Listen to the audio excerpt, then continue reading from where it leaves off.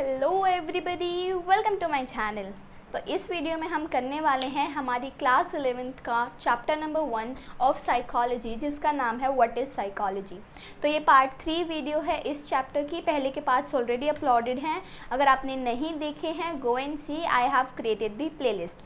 तो इस वीडियो में हम अपने जो नेक्स्ट फर्दर टॉपिक्स हैं वो पढ़ने वाले हैं।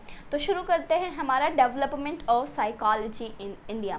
तो इस टॉपिक में बेसिकली हम पढ़ेंगे कि साइकोलॉजी इंडिया में कैसे आई। आप अब साइकोलॉजी एज अ सब्जेक्ट पढ़ रहे हो, या फिर आप यूपीएससी के लिए प्रिपेयर कर रहे हो, या फिर any competitive exams and all, तो जब भी तो आप मेरी वीडियो देख रहे होगे because you want to learn for your studies. तो वो जो सब्जेक्ट है ये सब्जेक्ट इंडिया में कैसे आया, तो वो हम इसमें बेसिकली बात करेंगे कि जो साइकोलॉजी है वो इंडिया में उसकी कैसे शुरुआत हुई, इंडिया में साइकोलॉजी कैसे आया और कैसे उसकी डेवलपमेंट हुई, how does it change and कैसे वो इंट्रोड्यूस हुआ। तो हम वो देखने वाले हैं। और वीडियो को प्लीज़ लाइक कर दीजिए, चैनल को सब्सक्राइब कर दीजिए इफ़ यू हैवंट येट, और बेल आइकन को प्रेस कर दीजिए ताकि आपके पास लेटेस्ट नोटिफिकेशन आती रहें। तो अब शुरू करते हैं हमारा topic development of psychology in India.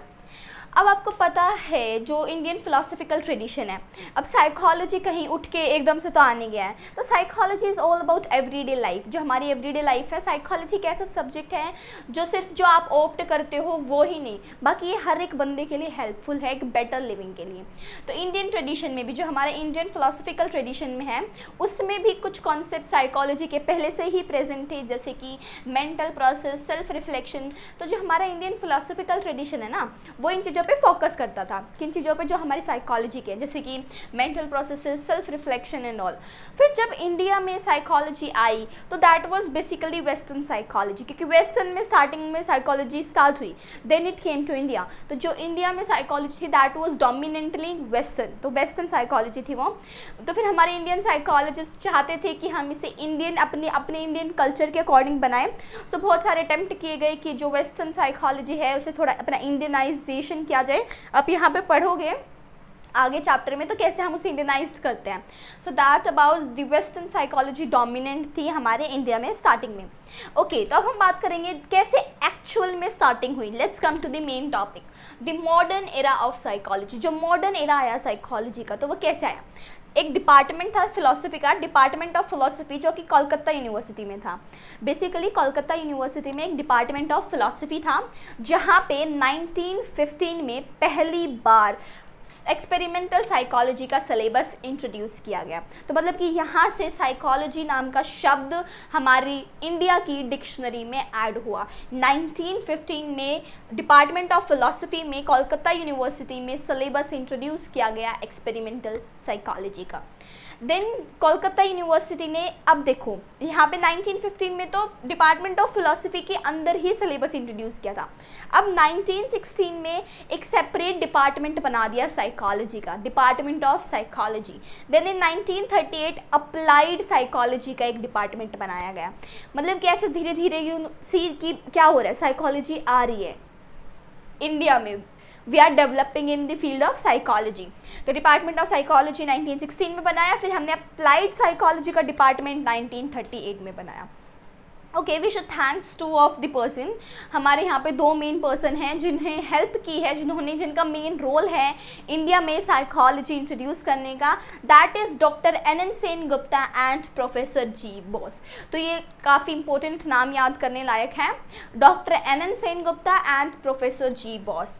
Doctor NN Sengupta, तो अब इनके बारे में पढ़ते हैं कि ये क्यों इंपॉर्टेंट है, हमने इनका नाम क्यों लर्न करना है, व्हाट दे डिड। तो लेट्स सी।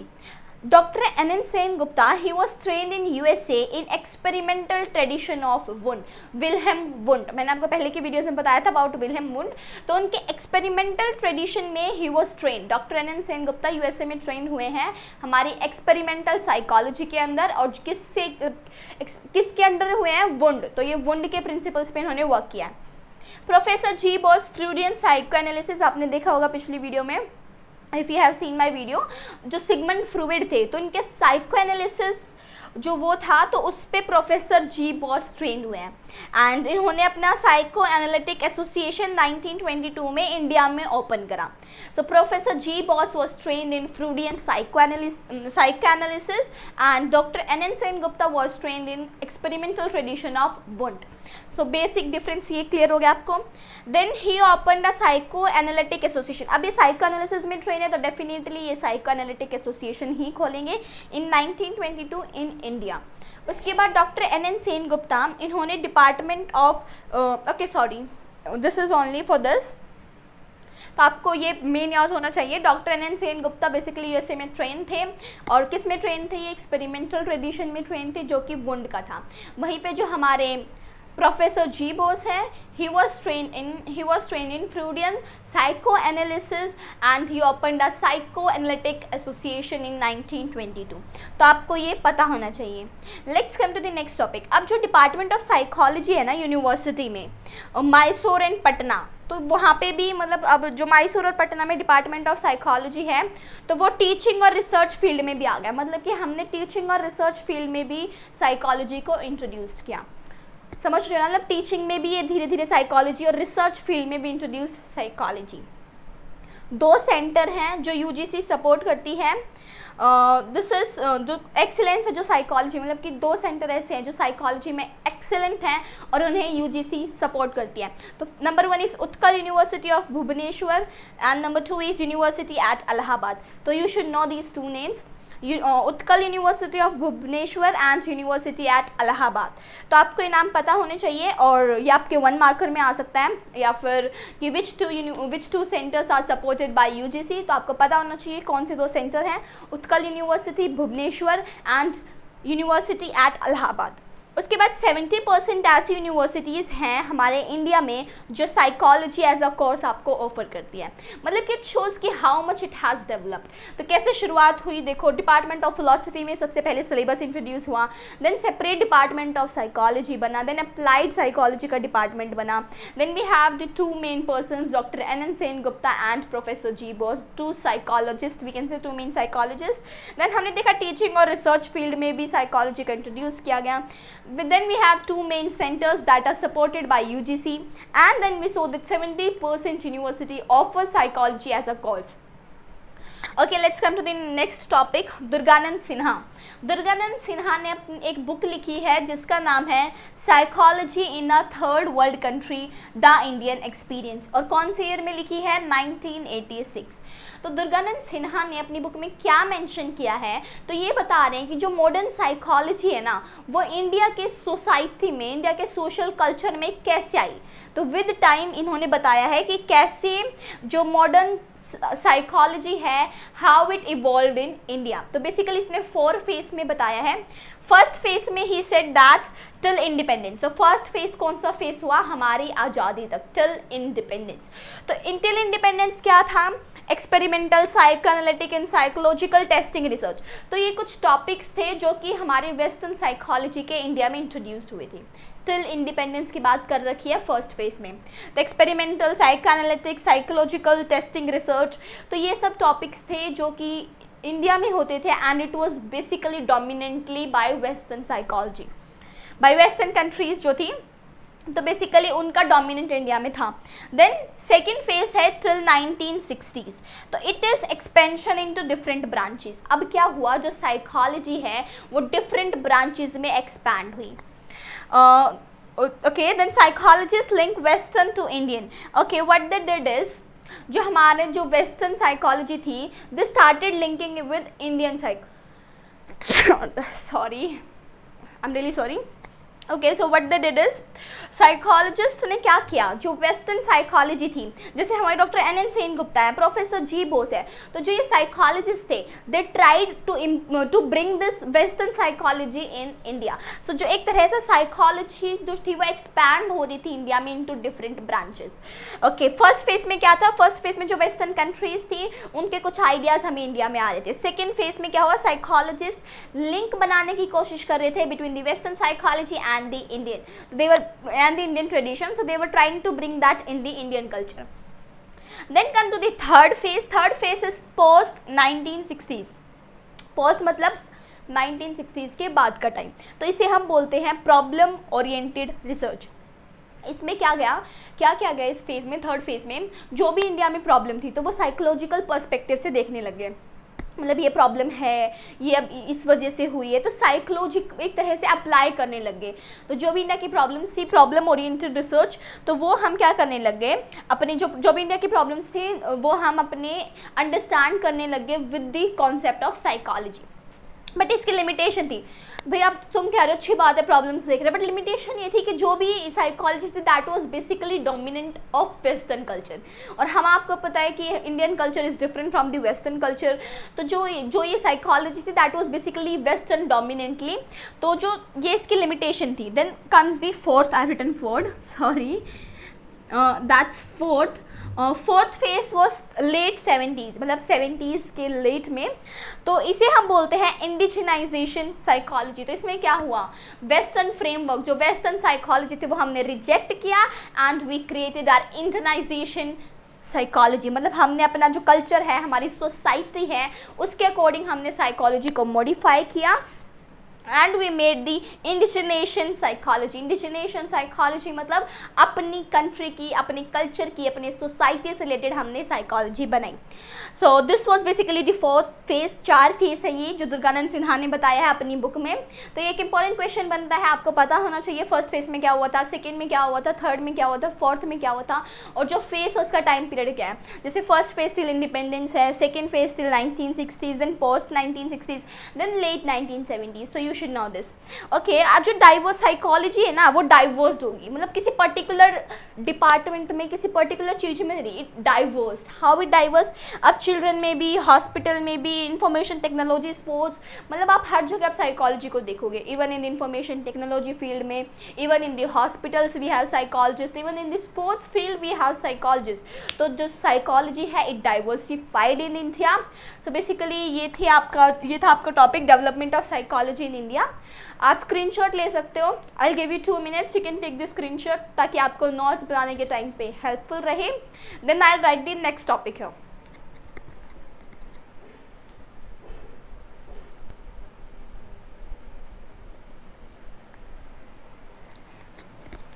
आई होप आपने स्क्रीनशॉट ले लिया होगा। तो let's come to the next topic जिसका नाम है ब्रांचेस ऑफ साइकोलॉजी। मैंने आपको अभी इससे पहले टॉपिक में बताया आपको कि जो साइकोलॉजी है it has diversified. Psychology her field में आपको देखने को मिलती है, हर ब्रांच में देखने को मिलती है। तो इस टॉपिक में हम बेसिकली वो ही पढ़ने वाले हैं कि साइकोलॉजी किस किस ब्रांच में है, साइकोलॉजी की क्या क्या ब्रांचेस हैं। So number 1 is cognitive psychology. तो कॉग्निटिव साइकोलॉजी में क्या पढ़ते हैं, क्या करते हैं कॉग्निटिव साइकोलॉजी, लेट्स सी। तो कॉग्निटिव साइकोलॉजी इन्वेस्टिगेट करते हैं जो हमारे मेंटल प्रोसेसेस होते हैं। किस में मेंटल जो हमारे प्रोसेसेस होते हैं, मतलब एवरीवन नोज मेंटल प्रोसेसेस क्या होते हैं, जो हमारे माइंड में प्रोसेसेस होते हैं जब भी हम कुछ भी सॉल्व करते हैं प्रॉब्लम या फिर कुछ भी। तो ये उन मेंटल प्रोसेसेस को स्टडी करती है। किस में, एक्विजिशन मतलब कि जब हम नॉलेज एक्वायर करते हैं तो हमारे माइंड में क्या मेंटल प्रोसेसेस होते हैं वो इन्वेस्टिगेट करती है कॉग्निटिव साइकोलॉजी। जब भी हम कुछ स्टोर करते हैं माइंड में तो हमारे जो माइंड में मेंटल प्रोसेसेस होते हैं वो स्टडी करती है कॉग्निटिव साइकोलॉजी। मैनिपुलेशन, जब भी आपको कोई इन्फॉर्मेशन मिलती है तो आप उसे कैसे मैनिपुलेट करते हो, that we study in the cognitive psychology. Transformation of information receive from the environment, हम इन्फॉर्मेशन मिलती है इन्वायरमेंट से हम कैसे ट्रांसफ़र करते हैं और वो उसमें क्या क्या हमारे मेंटल प्रोसेसेस होते हैं, तो वो स्टडी हम करते हैं अंडर कॉग्निटिव साइकोलॉजी। तो जो कॉग्निटिव प्रोसेसेस होते हैं, जो कॉग्निटिव साइकोलॉजी है बेसिकली वो कॉग्निटिव प्रोसेसेस को पढ़ती है। और किन कॉग्निटिव प्रोसेस, जैसे अटेंशन, परसेप्शन, मतलब आप अटेंशन में क्या क्या अपने कॉग्निटिव प्रोसेसेस यूज़ करते हो वो कॉग्निटिव साइकोलॉजी के अंदर स्टडी करेंगे। रीजनिंग में जब आप रीजनिंग की प्रॉब्लम सॉल्व करते हो तो आपके क्या क्या कॉग्निटिव प्रोसेसेस होते हैं वो हम स्टडी करते हैं। परसेप्शन में, मेमोरी में, लैंग्वेज में, प्रॉब्लम सॉल्विंग में। और जो आपके ये टॉपिक्स हैं ये आप अब भी अपने नेक्स्ट चैप्टर्स में, फर्दर चैप्टर्स में डिटेल में पढ़ने वाले हो कि अटेंशन क्या होता है, मेमोरी क्या होता है, परसेप्शन क्या होता है, रीजनिंग क्या है, प्रॉब्लम सॉल्विंग क्या है, आपको अच्छे से क्लियर हो जाएगा अपने नेक्स्ट फर्दर चैप्टर्स में। और या फिर आपकी ग्रेजुएट्स में, अंडर ग्रेजुएट्स और इवन द क्लास 12th, तो आप ये सभी आपको टॉपिक्स क्लियर हो जाएंगे। तो इनमें जो जो कॉग्निटिव प्रोसेसेस यूज़ होते हैं तो वो हम अपने कॉग्निटिव साइकोलॉजी के अंदर पढ़ते हैं। जो ये हमारे कॉग्निटिव प्रोसेसेस हैं, तो ये बेसिकली हम इन्हें कैसे पढ़ते हैं, मतलब अटेंशन में क्या कॉग्निटिव प्रोसेस यूज़ हुआ है वो हम कैसे फाइंड आउट करते हैं, with the help of experiments. So experiments होते हैं जिनके कारण हमें पता चलता है कि हाँ अटेंशन में we have this cognitive processes, तो ये हमें थ्रू एक्सपेरिमेंट पता चलता है। और जो एक्सपेरिमेंट होते हैं वो दो टाइप के होते हैं। वन इज़ लेबोरेटरी सेटिंग में। लेबोरेटरी सेटिंग का मतलब है कि आप प्रॉपर सब कुछ सेटअप करके लाइक एक रूम है उसमें सब कुछ सबसे पहले से डिफाइंड है, टेम्परेचर भी फिक्स्ड है और जो भी आपको टूल्स चाहिए वो सभी प्रेजेंट हैं, तो वो लेबोरेटरी सेटिंग में होता है। Second is ecological approach. Ecological approach का मतलब होता है कि आप नेचुरल सेटिंग में उस पर्टिकुलर चीज़ को आप नेचुरल सेटिंग में पढ़ रहे हो, मतलब कि ना आपने कुछ मैनिपुलेट किया है, वो जो नॉर्मल इन्वायरमेंट में आप उससे देख रहे हो, तो that is ecological approach. And in दोनों में हम एक्सपेरिमेंट्स कंडक्ट करते हैं जिनके कारण हमें पता चलता है कि attention, perception, memory and all में क्या क्या कॉग्निटिव प्रोसेस होते हैं।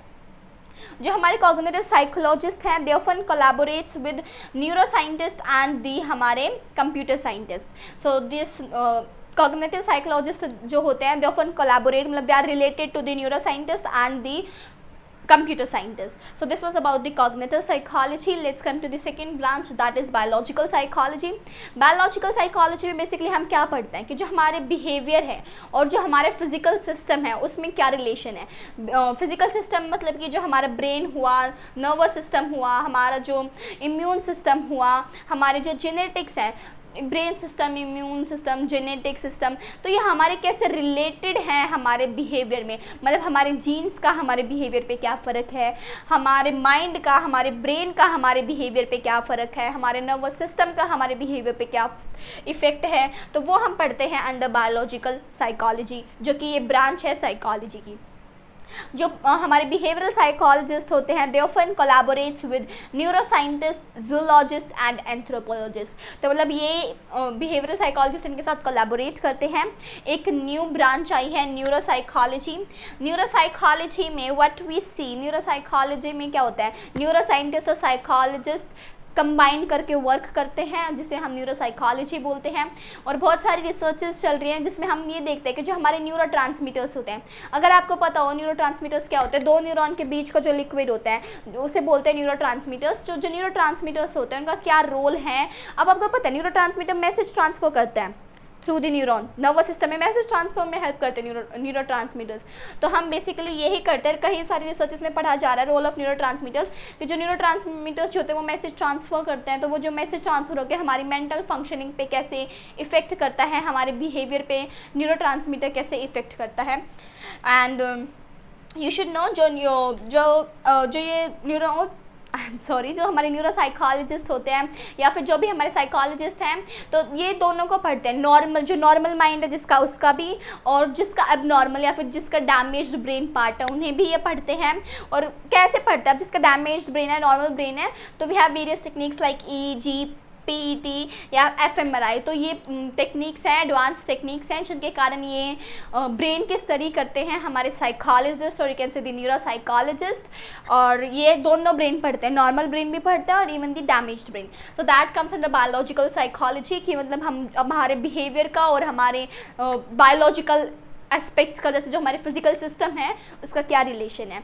Let's come to the third branch, that is developmental psychology.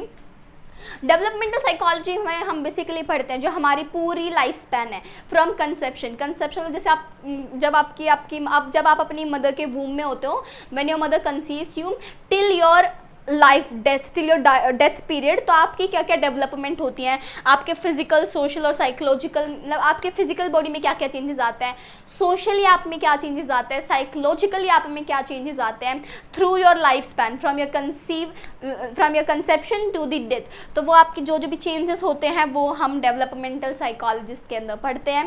जो डेवलपमेंटल साइकोलॉजिस्ट थे स्टार्टिंग में they were studying about only the child and adolescence, but अब जो हैं they are interested in even जो साइकोलॉजिस्ट हैं वो स्ट्रॉन्ग इंटरेस्ट दिखा रहे हैं हमारे अडल्ट डेवलपमेंट और एजिंग में भी। मतलब पहले ज़्यादातर बच्चों का और एडोलेसेंट का पढ़ते थे this change in the lifespan, but now psychologists are showing the strong interest in the adult and even in the aging, मतलब बुढ़ापे में भी and even in the adult age में भी we are studying this lifespan changes। जो हमारे developmental psychologist होते हैं, तो जो हमारे बिहेवियरल, सोशल और इकोनॉमिक इन्वायरमेंट, जो भी हमारे बिहेवियरल चेंज, जो भी हमारे सोशल, जो भी हमारे इन्वायरमेंटल होते हैं, वो हमारे साइकोलॉजिकल कैरेक्टरिस्टिक्स पे कैसे इफ़ेक्ट करते हैं, ये भी अब इसमें इंट्रोड्यूस किया गया है डेवलपमेंटल साइकोलॉजी में। मतलब कि आपका बिहेवियर आपके साइकोलॉजिकल कैरेक्टरिस्टिक्स को कैसे इफेक्ट कर रहा है, सोशल आपके कैरेक्टरिस्टिक्स को कैसे इन्फ्लुएंस कर रहा है, इन्वायरमेंटल जो है इन्वायरमेंट है वो आपके साइकोलॉजिकल कैरेक्टरिस्टिक्स को कैसे इन्फ्लुएंस कर रहे हैं through out the life span, वो हम बेसिकली डेवलपमेंट में पढ़ते हैं। साइकोलॉजिकल कैरेक्टरिस्टिक्स जैसे कि इंटेलिजेंस, आपकी इंटेलिजेंस आपकी सोसाइटी से कैसे इफेक्ट होती है वो हम पढ़ेंगे। आपकी इंटेलिजेंस आपके बिहेवियर से, आपका बिहेवियर आपके इंटेलिजेंस पे कैसे इफेक्ट करता है वो हम पढ़ेंगे। इन्वायरमेंट, आपकी इन्वायरमेंट आपके इंटेलिजेंस पे कैसे इफेक्ट करती है वो हम पढ़ेंगे। कॉग्निशन, इमोशन, सोशल, टेम्परामेंट्स वगैरह, तो ऐसी चीज़ें हम डेवलपमेंट साइकोलॉजी के अंदर पढ़ते हैं। तो आपको सिंपल सी बात है भाई, डेवलपमेंट साइकोलॉजी में क्या पढ़ा जाएगा, डेवलपमेंट, ह्यूमन बीइंग की डेवलपमेंट में क्या क्या इफेक्ट करता है through out the life span. जो डेवलपमेंटल साइकोलॉजिस्ट होते हैं ये हर एक ब्रांच के साथ कोलैबोरेट करते हैं जहाँ पे ह्यूमन बीइंग की ग्रोथ की बात हो रही हो, क्योंकि भाई डेवलपमेंट तो हर फील्ड में होती है। तो ये जो डेवलपमेंटल साइकोलॉजिस्ट होते हैं ये एवरी ब्रांच के साथ they collaborate. Let's come to the next psychological branch, that is social psychology. Social psychology में हम पढ़ते हैं जो हमारा सोशल इन्वायरमेंट है वो ह्यूमन बीइंग को कैसे इफेक्ट करता है, और जो हमारे सोशल इन्वायरमेंट है वो हमारे पीपल को या फिर द ह्यूमन बीइंग्स को कैसे इफेक्ट करता है। हमारे साइकोलॉजिस्ट है वो किस में इंटरेस्टेड है, attitudes, conformity, interpersonal attraction, helpful behaviour, prejudice, aggression. तो ये सभी जो एक्सपेक्ट्स हैं हमारी सोसाइटी के, एग्रेशन जो है ये कैसे है, क्या है, तो ये सभी साइकोलॉजिस्ट पढ़ने में इंटरेस्टेड होते हैं। हमारी सोशल इन्वायरमेंट में ह्यूमन बीइंग कैसे इंटरैक्ट करता है, ह्यूमन बीइंग का क्या रिलेशन है हमारे सोशल इन्वायरमेंट से। सोशल साइकोलॉजी है, नाम से ही पता चल जाना चाहिए कि ह्यूमन बीइंग का क्या रिलेशन है, सोसाइटी कैसे इफेक्ट करती है। सो वो बेसिकली हम सोशल साइकोलॉजी में पढ़ते हैं। ये प्रेजुडाइज क्या होता है, इंटरपर्सनल अट्रैक्शन क्या होती है, कन्फॉर्मिटी, ये सभी आप आगे के चैप्टर्स में पढ़ने वाले हो। Let's come to the fifth branch of psychology, that is cross cultural and cultural psychology। नाम से पता चल रहा है तो इसमें हम पढ़ते हैं how culture affects a human being. Human being की लाइफ में कल्चर का क्या रोल होता है, तो वो कैसे ह्यूमन बीइंग को इफेक्ट करता है और क्या क्या चेंजेस लाता है ह्यूमन बीइंग के अंदर, वो हम पढ़ते हैं under this cultural psychology and the cross cultural psychology. Cultural मतलब कि अपने कल्चर में, क्रॉस कल्चर मतलब एक कल्चर दूसरे कल्चर को कैसे इफेक्ट करता है, दैट इज क्रॉस कल्चर। तो हम देखते हैं कि जो हमारे बिहेवियर, थॉट्स, इमोशंस, जो कल्चर होता है वो हमारे बिहेवियर को कैसे इफेक्ट करता है, हमारे थॉट प्रोसेस को कैसे, हमारे इमोशंस को कैसे एक कल्चर इफेक्ट करता है, वो हम इस ब्रांच के अंदर पढ़ने वाले हैं जो कि साइकोलॉजी की ब्रांच है। तो जो ह्यूमन बींग्स है ये क्या मानते हैं कल्चर वाले कि ह्यूमन बींग्स में सिर्फ बायोलॉजिकल प्रोसेस नहीं होते, ये नहीं है जो इसमें हमने पढ़ा था बायोलॉजिकल साइकोलॉजी में कि ओनली जीन्स इफेक्ट नहीं करती ह्यूमन के बिहेवियर को, इवन द कल्चर मेक्स, हम किससे बनते हैं, वी ऐसे बोलना चाहते हैं कि human beings are made up of culture and even we make the culture, हमसे ही कल्चर बनता है और कल्चर ही हमें बनाता है। तो इसलिए कल्चर इंपॉर्टेंट है। So they say that they study the role of culture in the human behavior, emotion and thoughts. Let's come to the next topic, environmental psychology। तो इसमें बेसिकली हम पढ़ने वाला जो हमारा फिजिकल इन्वायरमेंट है वो कैसे ह्यूमन बीइंग को इफेक्ट करता है, जैसे कि टेम्परेचर, ह्यूमिडिटी, ये सब कैसे एक इंडिविजुअल की बिहेवियर में डिफरेंस लेके आते हैं, कैसे इफेक्ट करते हैं, तो वो हम इसमें पढ़ने वाले हैं। जैसे humidity, pollution, temperature, natural disaster, तो ये क्या इफेक्ट लेके आते हैं ह्यूमन बिहेवियर में, वो हम पढ़ते हैं इस ब्रांच के अंदर। और अब इसमें कुछ करंट टॉपिक्स ऐड हुए हैं रिसेंटली, जैसे कि water disposal, waste disposal, pollution, explosion, conservation of energy. आपने देखा होगा हर जगह पोल्यूशन की बात हो रही है, कंजर्व करो एनर्जी को, तो वो सभी टॉपिक्स भी इसी इन्वायरमेंटल साइकोलॉजी के अंदर ऐड हुए हैं and the psychologist are working on it कि ये कैसे एक ह्यूमन बीइंग पे इफेक्ट करते हैं ह्यूमन बीइंग के बिहेवियर को। आपको पता होगा जो यूज़ ऑफ कम्युनिटी रिसोर्सेज, तो ये सब किससे रिलेटेड है, ह्यूमन के, और किससे, इन्वायरमेंट से। तो वो हम पढ़ते हैं इन्वायरमेंटल साइकोलॉजी में कि जो हमारे फिजिकल फैक्टर्स होते हैं जैसे टेम्परेचर, ह्यूमिडिटी वगैरह, ये ह्यूमन बिहेवियर को कैसे इफेक्ट करते हैं। Let's come to the next topic, that is health psychology. नाम से पता चल रहा है हेल्थ है, मतलब कि इंडिविजुअल की, ह्यूमन बीइंग की हेल्थ की बात करेंगे। तो डेफिनेटली जो हमारे साइकोलॉजिकल फैक्टर्स होते हैं जैसे स्ट्रेस हो गया, एंजाइटी हो गया, तो ये हमारी हेल्थ पे क्या इफ़ेक्ट करते हैं, क्या रिलेशन है, वो हम पढ़ने वाले हैं। तो इस सेल्फ साइकोलॉजी ब्रांच के अंदर आता है साइकोलॉजिकल फैक्टर जैसे स्ट्रेस, एंग्जाइटी जो होती हैं वो ह्यूमन बीइंग की डेवलपमेंटल, प्रिवेंशन और ट्रीटमेंट और इलनेस। ऐसा माना जाता है कि देखो सब कहते हैं ज़्यादा स्ट्रेस मत लिया करो, आप बीमार पड़ जाओगे। तो बेसिकली वो ही हेल्थ साइकोलॉजी में पढ़ा जाता है कि जो हमारे स्ट्रेस, एंग्जाइटी, जो हमारे साइकोलॉजिकल फैक्टर्स होते हैं ये हमारी इलनेस पे, हमारी डेवलपमेंट पे, इलनेस पे, प्रिवेंशन और ट्रीटमेंट पे कैसे इफेक्ट होते हैं। ओके तो इसमें अभी कुछ जो साइकोलॉजिस्ट जिसमें इंटरेस्ट लेते हैं that is stress and copying the psychological factors. मतलब कि क्या देखते हैं कि स्ट्रेस से क्या इफेक्ट आता है ह्यूमन बीइंग के। आपने देखा होगा everyone says don't get stress, तो बहुत ध्यान रखा जाता है आज के टाइम में कि बच्चा स्ट्रेस ना ले। तो जैसे आपने देखा होगा बहुत सारे एग्जाम का स्ट्रेस लेते हैं, सबकी लाइफ में अलग अलग स्ट्रेस हैं, तो psychologist are working on it कि जो भाई स्ट्रेस है वो रिड्यूस किया जाए। और स्ट्रेस कि हेल्थ पे डेफिनेटली इफेक्ट करता है, तो वो ही हम हेल्थ साइकोलॉजी के अंदर पढ़ते हैं। Next is clinical and counselling psychology. तो इसमें दो नाम आ रहे हैं, क्लिनिकल एंड काउंसलिंग साइकोलॉजी। तो इन दोनों के बारे में हम डिटेल में पढ़ेंगे।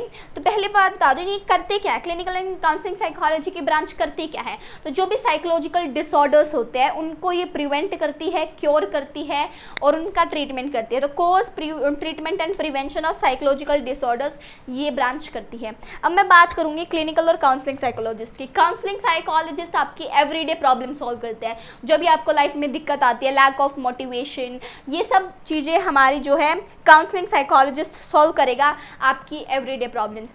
और वहीं पे आपकी जो क्लिनिकल साइकोलॉजिस्ट है ये थोड़ी आप जो काउंसलिंग साइकोलॉजिस्ट प्रॉब्लम सॉल्व नहीं कर पाएगा वो क्लिनिकल साइकोलॉजिस्ट करेगा। जैसे कि अगर आपको कोई सीरियस डिसऑर्डर है तो वो आप क्लिनिकल साइकोलॉजिस्ट के पास जाओगे, that will do that.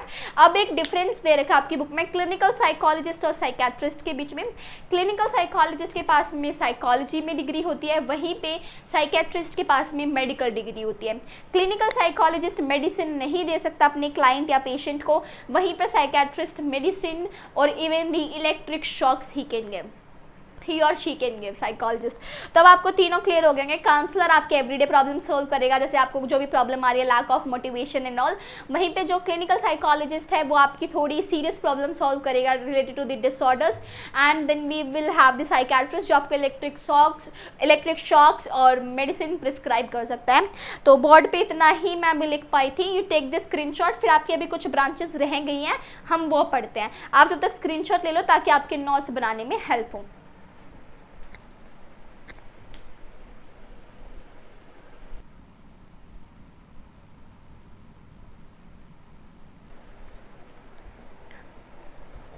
I hope आपने स्क्रीनशॉट ले लिया होगा। तो अभी कुछ ब्रांचेस हैं जो रह गई थी, बोर्ड पे नहीं आ पाई थी, तो लेट्स स्टडी देम। 7th है इंडस्ट्रियल एंड ऑर्गेनाइजेशनल साइकोलॉजी।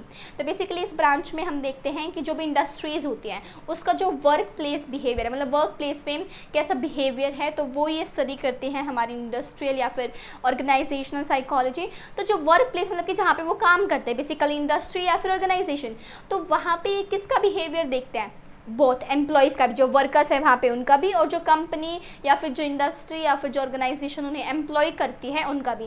तो ये दोनों का, वर्कर्स का और ऑर्गेनाइजेशन दोनों का ये वर्क प्लेस बिहेवियर देखती है ये ब्रांच। और उसके बाद ये जो इंडस्ट्रियल और ऑर्गेनाइजेशनल साइकोलॉजिस्ट होते हैं they are trained in training employees, working condition, selecting employees. तो ये बताते हैं कि क्या वर्किंग कंडीशन होनी चाहिए एम्प्लॉयज़ के लिए, कैसे सेलेक्ट करें एम्प्लॉयज़ को, और ट्रेन कैसे करें एम्प्लॉयज़ को, क्या एम्प्लॉयज़ को कैसे ट्रेन किया जाए कि बेटर आउटकम मिले। तो ये इंडस्ट्रीज़ को ये सब सजेस्ट करते हैं ये साइकोलॉजिस्ट। और इनका बैकग्राउंड मतलब जो ये साइकोलॉजिस्ट होते हैं इन्हें कॉग्निटिव और सोशल साइकोलॉजी की ज़्यादा नॉलेज होती है, कॉग्निटिव और सोशल साइकोलॉजी के बैकग्राउंड से होते हैं ये। तो आप देख सकते हैं कि साइकोलॉजी कितनी ज़्यादा फील्ड में आपको देखने को मिल रहे हैं इंडस्ट्रीज़ में भी। ओके अब हमारा नेक्स्ट ब्रांच है एजुकेशनल साइकोलॉजी। एजुकेशनल साइकोलॉजी क्या फोकस करती है कि ओल्ड एज के मतलब बच्चे से लेके बूढ़े तक कैसे लर्न करते हैं, हाउ दे लर्न। तो that is the main focus of educational psychology. इसमें क्या करते हैं, ये क्या बनाते हैं, instructional method and the material. मतलब कि एक ऐसे इंस्ट्रक्शन मतलब क्या होता है कि ऐसे इंस्ट्रक्शन, सेट ऑफ रूल्स, तो ये इंस्ट्रक्शंस बनाते हैं कि ऐसे से काम करना चाहिए। एंड दी मटेरियल, तो ये मटेरियल प्रोवाइड करते हैं कि ये मटेरियल होना चाहिए, ऐसे पढ़ाना चाहिए। उसके बाद तो ये आपका मेनली एजुकेशनल साइकोलॉजिस्ट का काम होता है कि कैसे लर्न करते हैं ऑल एजेस के ग्रुप के people. And then you have this school psychology. School psychologist क्या होता है? तो स्कूल साइकोलॉजिस्ट में जो जिन्हें प्रॉब्लम होती है, जो स्टूडेंट्स होते हैं विद स्पेशल नीड्स, तो इनके इंटेलेक्चुअल, सोशल और इमोशनल जो भी कंपोनेंट्स होते हैं उन पे ये काम करते हैं। तो बेसिकली आपको ये पता होना चाहिए कि ये काउंसलिंग करते हैं एक तरह से, एजुकेशन के फील्ड में ये काम करते हैं। ऑल एजेस के जो बच्चे हैं उन्हें लर्न करने में हेल्प करते हैं। इंस्ट्रक्शनल मेथड होता है और इनके जो मटीरियल प्रोवाइड करते हैं ये। और ये जो हमारे जो होते हैं ये एजुकेशनल साइकोलॉजिस्ट जो होते हैं ये हमारे प्लस में विद द वेस्टर्न साइट्स। तो मतलब कि आपको बेसिकली सिर्फ इतना ही जानना है इसके लिए। ये जो हमारे एजुकेशनल साइकोलॉजिस्ट होते हैं ये किसके लिए हेल्प करते हैं? जो डिफरेंट एज ग्रुप के चिल्ड्रन को लर्निंग में हेल्प करते हैं। और स्कूल साइकोलॉजिस्ट भी होते हैं। स्कूल साइकोलॉजी क्या होती है? स्कूल साइकोलॉजी में इंटेलेक्चुअल, सोशल और इमोशनल, इन्वायरमेंटल या फिर इमोशनल नीड्स पे बच्चों की ये फोकस करते हैं। उसके बाद आती है हमारी स्पोर्ट्स साइकोलॉजी। स्पोर्ट्स साइकोलॉजी क्या होती है? स्पोर्ट्स साइकोलॉजी में साइकोलॉजिस्ट वर्क करते हैं जो एक पर्टिकुलर स्पोर्ट्स मैन है उसकी कैसे बेटर आउटकम, वो कैसे अपना अच्छा दे पाए। जब भी मोटिवेशन के थ्रू वो उन्हें मोटिवेट करते हैं स्पोर्ट्स पर्सन को ताकि वो अच्छा परफॉर्म करें। और ये नई लाइक ये न्यू फील्ड है ये साइकोलॉजी में, और but it is gaining world wide acceptance. इसे वर्ल्ड वाइड एक्सेप्ट कर रहे हैं लोग और स्पोर्ट्स साइकोलॉजिस्ट भी आ रही हैं। Then we have other emerging branches of psychology. कुछ और ब्रांचेस है साइकोलॉजी की, like space psychology, rural psychology, forensic, community then you have psychology of women and the political psychology. तो अब ये क्या दिखा रहा है? मतलब कितनी ज़्यादा डाइवर्सिफाइड, मतलब ये नहीं है and even you have more so on, बहुत सारी ब्रांचेस हैं साइकोलॉजी की। तो आपके एग्जाम में आ सकता है, इसमें से मैं बता रही हूँ, like they can say explain the industrial organisational psychology. वैसे इसमें से मेन क्वेश्चन आता है differentiate between the clinical psychologist and psychiatrist, या फिर काउंसलिंग एंड क्लिनिकल साइकोलॉजिस्ट के बीच में डिफरेंस क्या। मेरे टाइम पे ये क्वेश्चन आता था, so I am telling about my experience. So this was about this topic branches of psychology. आप आई होप आपको एक एक टॉपिक अच्छे से समझ आया होगा ये क्या क्या ब्रांचेस हैं साइकोलॉजी की। अगर फिर भी आपको कुछ समझ में नहीं आया तो please comment down, I will surely reply. अगर आपको कमेंट में समझ नहीं आएगा तो I will make this separate video for that particular topic. अब हम अपना नेक्स्ट टॉपिक शुरू करते हैं जिसका नाम है themes of research and application.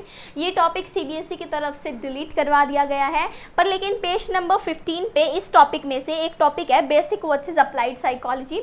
ये आपके सिलेबस में है, ये आपको पता होना चाहिए बेसिक वर्सेस अप्लाइड साइकोलॉजी में क्या डिफरेंस है बेसिक साइकोलॉजी और अप्लाइड साइकोलॉजी में।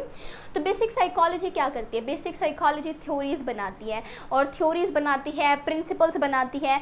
और बेसिक साइकोलॉजी क्या बनती है? थ्योरीज और प्रिंसिपल बनाती है। और अप्लाइड साइकोलॉजी क्या करती है? अप्लाइड साइकोलॉजी इन थ्योरीज और प्रिंसिपल को रियल लाइफ में अप्लाई करती है। तो ये डिफरेंस है। जो ये है बेसिक साइकोलॉजी, ये बेस बना देती है अप्लाइड साइकोलॉजी के लिए, और अप्लाइड साइकोलॉजी फिर उन्हें अप्लाई करती है एवरीडे लाइफ में। तो ये जो बेसिक और जो ये अप्लाइड साइकोलॉजी है ये डिफरेंट नहीं है, ये म्यूचुअली ओवरलैपिंग है, क्योंकि भाई बेसिक थ्योरी बनाएगा तभी अप्लाइड उसे अप्लाई कर पाएगी, और अगर बेसिक थ्योरी बनाएगा तो उन्हें अप्लाई कौन करेगा? Applied psychology. तो ये डिफरेंस है इन दोनों में कि बेसिक थ्योरी बनाती है, प्रिंसिपल बनाती है, और अप्लाइड साइकोलॉजी से अप्लाई करती है एवरीडे लाइफ में, और ये म्यूचुअली रीइंफोर्सिंग और इंटरडिपेंडेंट है, एक दूसरे पे ये डिपेंडेंट है। तो that was all for today's video. Please like the video, subscribe the channel, ज़्यादा से ज़्यादा इसे शेयर करो अपने फ्रेंड्स के साथ, so that they can learn and explore about the psychology. I hope आपको सब समझ आया होगा, but still if you have any doubt comment down. Okay, अब इसका एक पार्ट और बनेगा इस चैप्टर का, then finally will complete this chapter, part 4। 4 part में ये पूरा चैप्टर कंप्लीट हो जाएगा। So that is all for today. Thank you, show your support.